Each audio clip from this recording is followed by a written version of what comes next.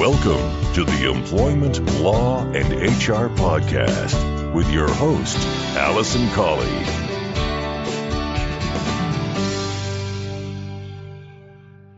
Hello and welcome to this episode 158 of the Employment Law and HR Podcast.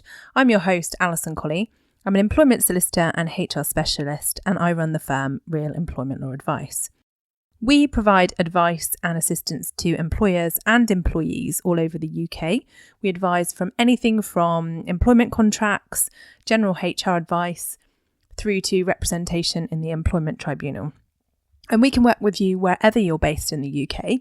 We're not actually seeing any of our customers face-to-face at the moment anyway, but we utilise things like Teams, Zoom, and obviously we use cloud-based software to communicate with you. So if you do need any advice or assistance, do give us a call. The number at the head office is 01983 897 003, or you can email me. My email address is alison@realemploymentlawsadvice.co.uk, and we'll be happy to help you.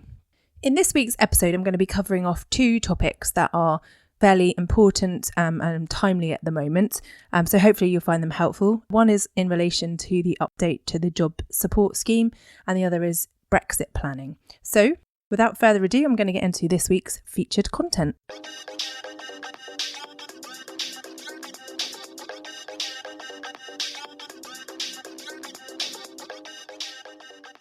So for those of you who listened to the last episode 2 weeks ago, episode 157, I covered off what we know currently about the job support scheme. And since that podcast was recorded and released, should I say, an announcement was made as essentially an extension to the job support scheme. So you'll remember or you'll know that the job support scheme, as it was originally announced, required employees to work for at least 33% of their normal hours in order for an employer to be able to claim under the scheme. Now, with the introduction of the various tiers of restrictions around the country, including the requirement for some businesses to close, it was announced that the job support scheme would be extended or amended to sort of, if you like, reflect what had been going on under the furlough scheme or the job retention scheme.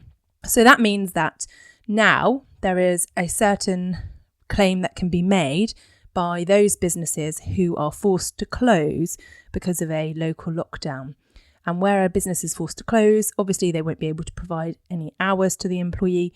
So the scheme now provides that you can make a claim in those circumstances. As with the job support scheme, further information and the detail is still pending. But what we do know is that if you are a business which is legally required to close because of a restriction in your area, you're not required to share the wage support, and there's no requirement for an employee to undertake any work to make a claim. So you can claim 67% of an employee's normal pay if you're required to close and you're unable to provide them with work for a minimum period of 7 days.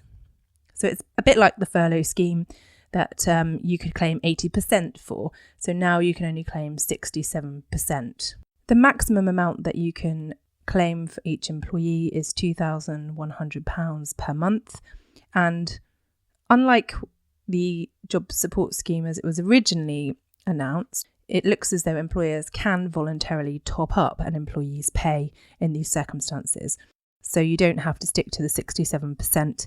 If you want to top it up, you can if you're forced to close. So essentially now we have two different tiers, if you like, to go with the tier system of the job support scheme. You have the original one, which we talked about in the last episode, where you're required to give at least 33% of hours. An employer makes a contribution, the government make a contribution, and the employee is expected to take a hit on their wages.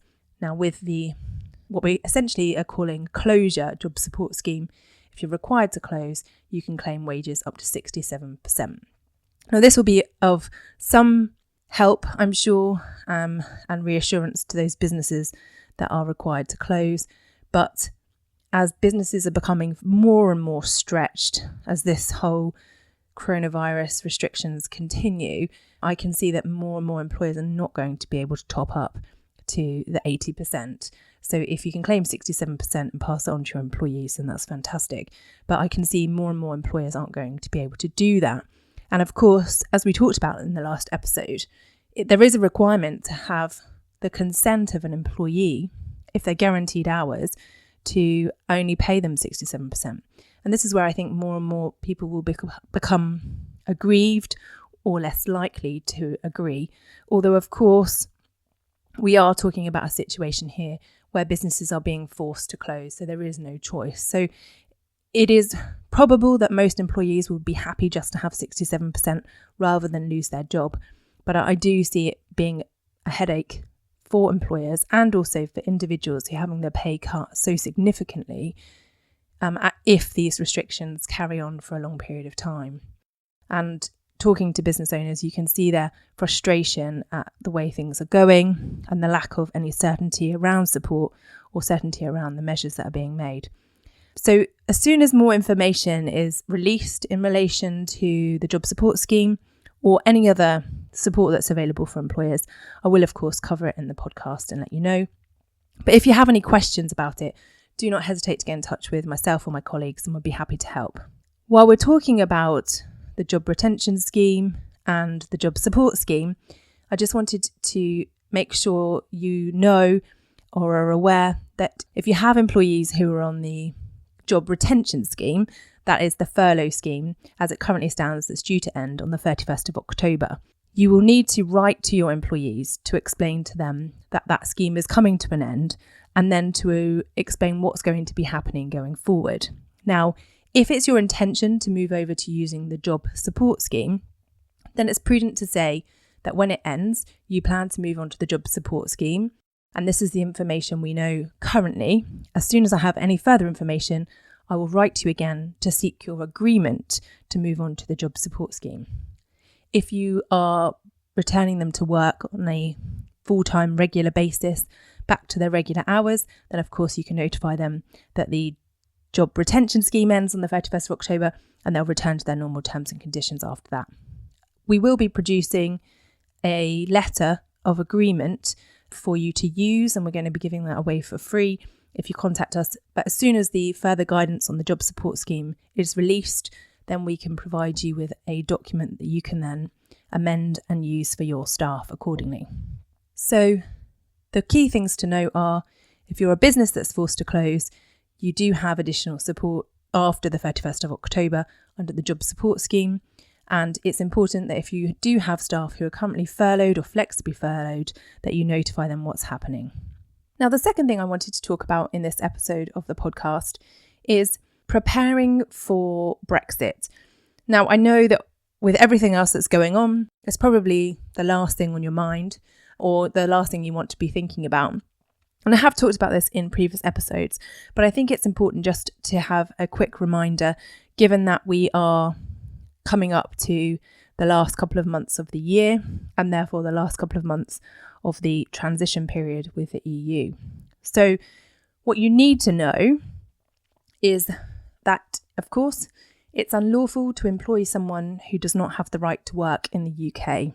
Therefore, it's your responsibility as the employer to undertake right to work checks with all new employees, and that's regardless of where they come from. So as a matter of course, in your recruitment process, you should ensure that you're getting 2 forms of ID from an employee, and if you have any doubt about their status or residential status or ability to work, then you need to follow that up.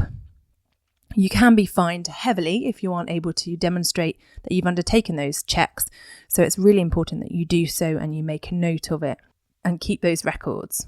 Currently, EU nationals have the freedom of movement to the UK, which means that they can move here freely and work without the need to apply for a work permit or to produce any other evidence other than an EU national passport or ID card would be sufficient as it currently stands to demonstrate that they have the right to work in the UK.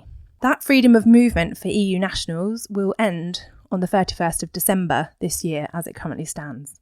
What that means for your business is that any EU national who starts work with you after the 31st of December will need to show that they have the right to work in the UK, either by their residence, by work permit, settled status or pre-settled status.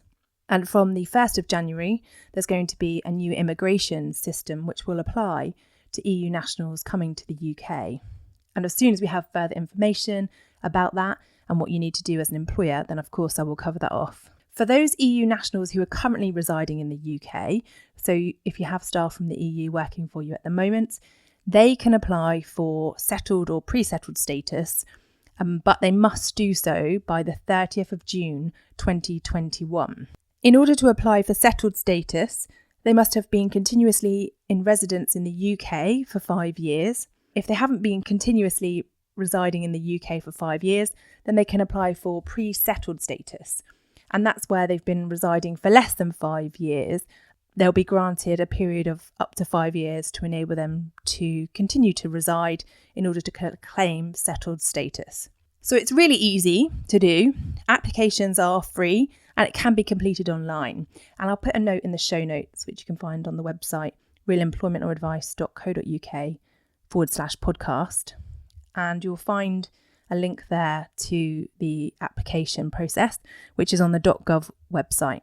So those individuals who want to apply for settled or pre-settled status can do so online, but they must be able to prove their residence in the UK, which they may require your help with as their employer. So it's really important, if you do have EU nationals working for you, that if you haven't already, you've started a process of talking to them and ascertaining what their plans are in terms of applying, that you do so as soon as possible. I recommend that you ask them to demonstrate to you what they're doing or to show you that they've applied for the settled or pre-settled status, and really encourage them to do so, because if they don't, after June next year, they will then become illegal immigrants and will have to go through the new process of obtaining a work permit in order to reside and work in the UK.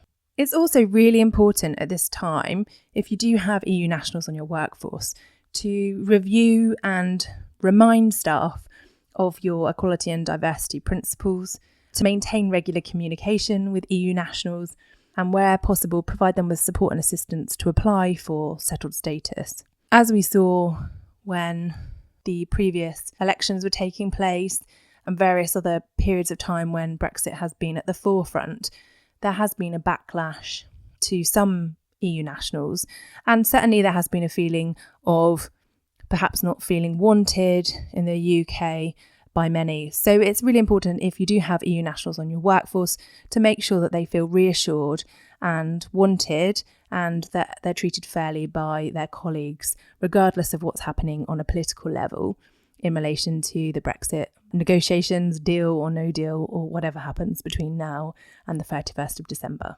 Again, if you have any questions about this, any concerns, or just want to talk it through and have a chat with someone, then please do get in touch.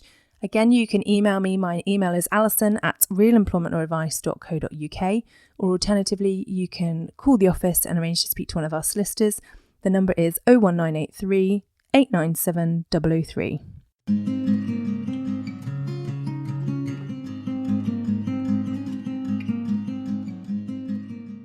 As I said earlier, you'll find all the resources in relation to things we talked about today on the website, which is realemploymentoradvice.co.uk. We also produce regular articles and a newsletter that goes out to you weekly. So if you're interested in receiving a copy, then you can find all the details on the website, how to sign up. And also there's a great search function there, so you can look for any topics that you have any questions about to see if they've been covered either in a blog post or on the podcast. As always, it's fantastic to hear from you on LinkedIn. And for those people who email me, reach out and connect, I do love to hear from you if you're enjoying the podcast and finding it helpful. And of course, if you have any topics or questions that you want me to cover, then I would love to hear from you. Equally, if you know anyone who's been going through an employment tribunal process who is able to talk about it and is happy to be interviewed, then I'd really like to hear from them. I'm trying to set up some interviews with people who have actually been through the process and are able to talk about it.